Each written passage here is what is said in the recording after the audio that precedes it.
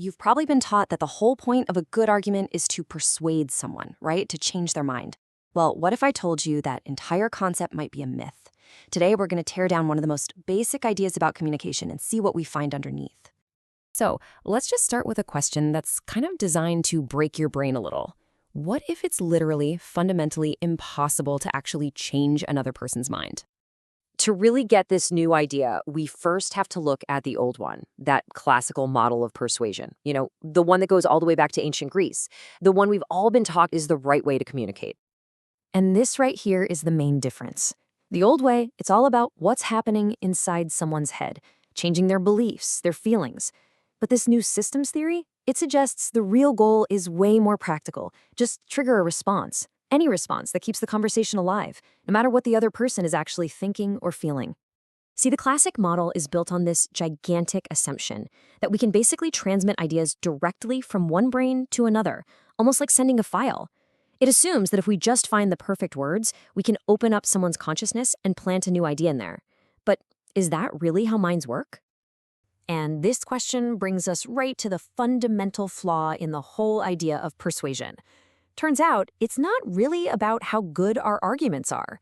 It's about the very nature of consciousness itself. The sociologist who came up with all this, Niklas Luhmann, he argued that every person's mind is operationally closed. The best way to think about it is like a black box. It's a totally self-contained system that makes its own thoughts based on its own internal rules. We can knock on the box, but we can never, ever truly see what's going on inside someone else's.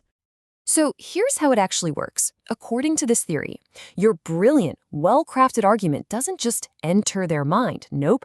It just acts as an irritation from the outside. You're just knocking on the door of their black box. Then, their mind takes that irritation and processes it based on its own private, totally hidden logic. The only thing we can ever see, the only thing the outside world gets to know, is the observable response, a reply, a vote, a click. That's it. And here's the real kicker. The system doesn't care why someone responded. It has no idea if a voter was truly convinced by a speech or if they were just annoyed into taking action. It just cares that they cast a vote.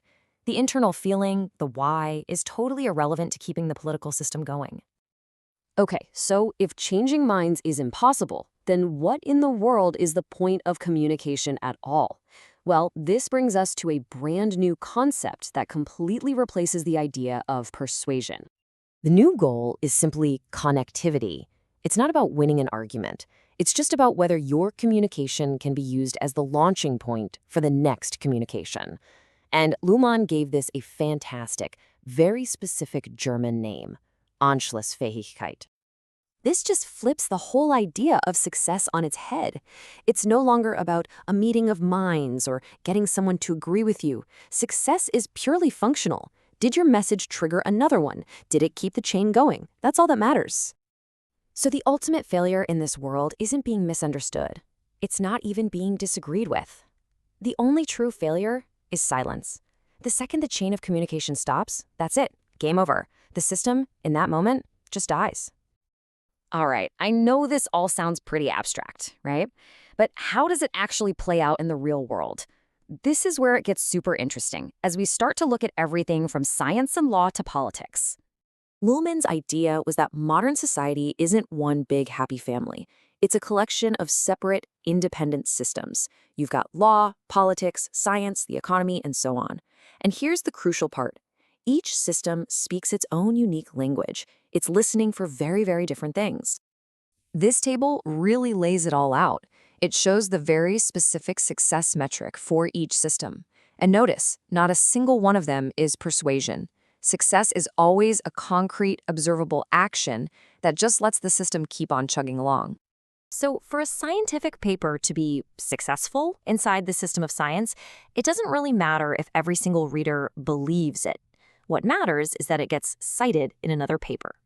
That citation is the connection, the link in the chain that keeps the scientific conversation going forward. And a political speech, it's not successful because it creates a bunch of true believers. It's successful if it generates a vote. The vote is that one communicative act that connects to the next operation of the entire political system, counting the votes, declaring a winner, forming a government. And in the economy, well, it's even more straightforward. All that communication, an ad, a sales pitch, a negotiation, it all succeeds when it ends in one thing, a transaction. That payment is the connection that keeps the whole economic engine running. So, if this is how our modern world actually works, this collection of separate systems, what does that mean for the art of communication itself? What does rhetoric even become in a world like this? It leads us to this new, almost post-humanist definition of rhetoric. It becomes the art of designing messages that fit perfectly into a system's specific ports, making them incredibly easy to connect with and really, really hard to just reject. The whole focus just shifts completely. We move away from worrying about our own intent and toward designing really effective irritations. We stop trying to persuade people, and instead we start optimizing our message for the system-specific port. The goal is no longer consensus, it's just connectivity. The ultimate goal, the art of it, is to craft your communication to fit the system's own logic so perfectly that it's actually harder for the system to reject your message than to just accept it and pass it along the chain. You're trying to make a message that is, in the system's own terms, almost impossible to ignore. And this all leaves us with a final and pretty unsettling question for our modern age of clicks, shares, and endless streams of information. If success is measured only by connectivity, by its ability to keep going, then which is more powerful? A thoughtful truth that stops, or a viral lie that just keeps on connecting forever? Something to think about.